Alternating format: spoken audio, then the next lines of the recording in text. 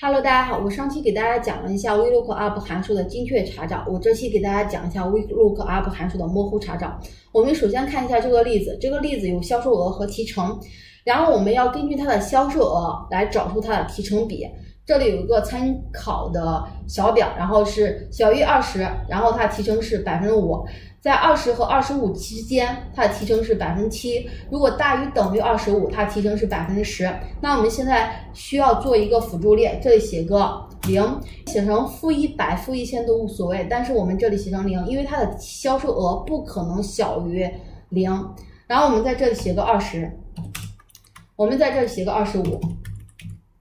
然后我们直接写公式等于 VLOOKUP， 我们选择1、2，然后我们再选择这个区域，这里大家一定要注意，要绝对引用，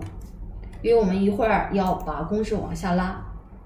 我们不希望这个区域有变化，大家直接可以按个 F4 就可以了。然后我们再选择第3列，因为提成比是在第3列，然后我们再写1，这里你也可以写 true 是近似匹配，但是写1更方便一些。然后写上括号，然后我们回车，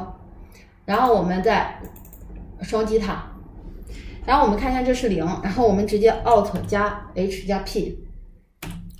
然后我们就出来了。因为刚才是近似值，所以就是都是0，其实它是有数值的。这个公式还要注意一点，就是说我们这一定要是按顺序，也就是20下来肯定是20到25期间，然后下来是25，然后还有一点我们要注意，我们希望这20包在第一个选项中，也就是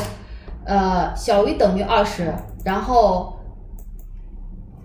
这里是大于等于20，我们在这里填个颜色，然后我们希望这20的提成比是5%，然后我们直接在这里写个点0001，然后我们这个20的提成就变成5%了。大家学会了吗？如果有什么问题可以给我留言，谢谢大家。